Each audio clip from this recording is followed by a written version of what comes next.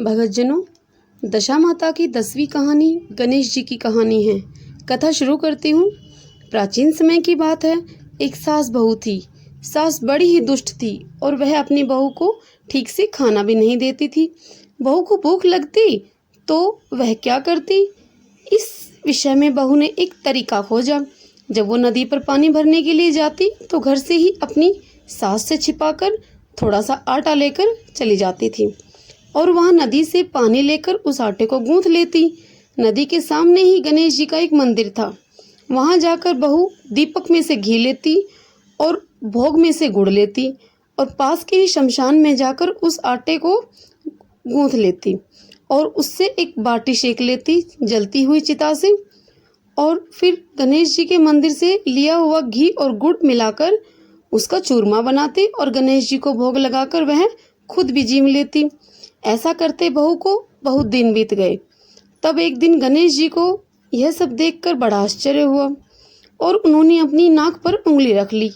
दूसरे दिन मंदिर के पट अर्थात किवाड़ खुले तो लोगों ने देखा कि गणेश जी ने अपनी नाक पर उंगली रखी हुई है। फिर क्या था, मंदिर में लोगों की भीड़ जमा हो गई। सभी लोग हैरान थे कि ऐसी क्या बात हो गई कि जो गणेश जी ने नाक पर उंगली रख ली।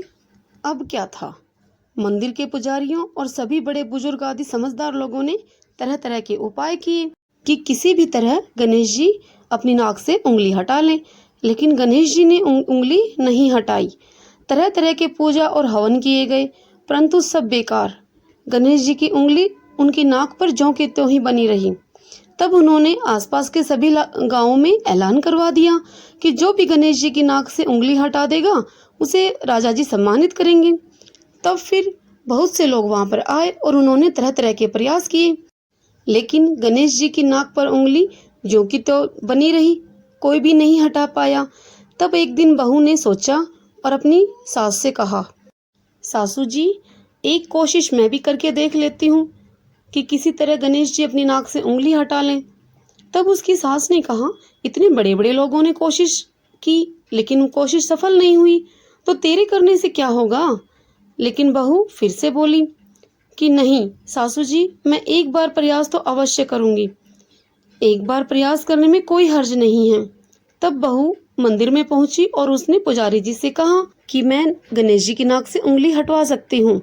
जैसे ही इस बात का पता चला तो वहाँ बहुत से लोग इकट्ठे हो गए और आपस में बातें करने लगे कि देखते हैं यह क्या जादू मंत्र करती है ऐसा। तब वह बहू घूंघट निकालकर मंदिर के अंदर गई।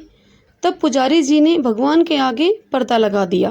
तब बहू भगवान गणेश से बोलती है कि मैं अपने घर से आटा लेकर आती, लोगों का चढ़ाया हुआ घी और गुड़ लेती और शमशान में जाकर बाटी सेकती आटे से, तो मेरे ऐसा करने से तुम्हें क्या परेशानी हुई।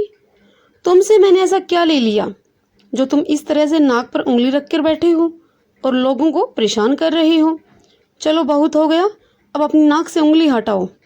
बहू की ये बातें सुनकर गणेश जी को हंसी आ गई।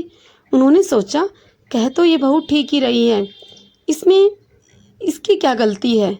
इसने जितनी बार भी चूरमा बनाया सबसे पहले मुझे ही भोग लगाया और बाद में खुद जिम्मी है, और फिर अगर इसने चोरी भी की है तो इसमें इसका तो कोई दोष है नहीं। खाना न मिलने के कारण मजबूरी के वश होकर इसने ऐसा किया है। ये मेरी पक्की भगत है। ऐसा सोचते हुए गणेश जी ने अपनी नाक से उंगली हटा ली। बहू जब पर्दा हटाकर बाहर निकली तो मंदिर के बाहर खड़े हुए सभी लोग यह देखकर दंग रह गए कि गणेश जी ने अपनी नाक से उंगली हटा ली है। तब सभी लोग बहू से पूछने लगे और कहने लगे कि अरे तूने यह चमत्कार कैसे कर दिया। बड़े बड़े लोगों ने इस काम के लिए हार मान ली है। तब बहू बोली, मेरी सास मुझे भरपेट खाना नहीं देती थी।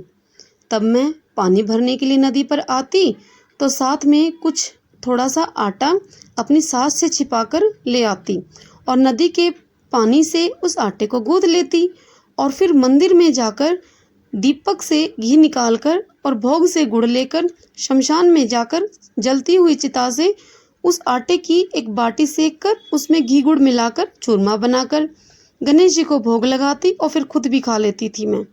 इसलिए गणेश जी ने हैरान होकर नाक पर उंगली रख ली थी और अब मेरी प्रार्थना करने पर उन्होंने अपनी नाक से उंगली हटा दी है और मुझे वरदान दिया है कि अब गांव में सभी लोग प्रेम पूर्वक रहेंगे।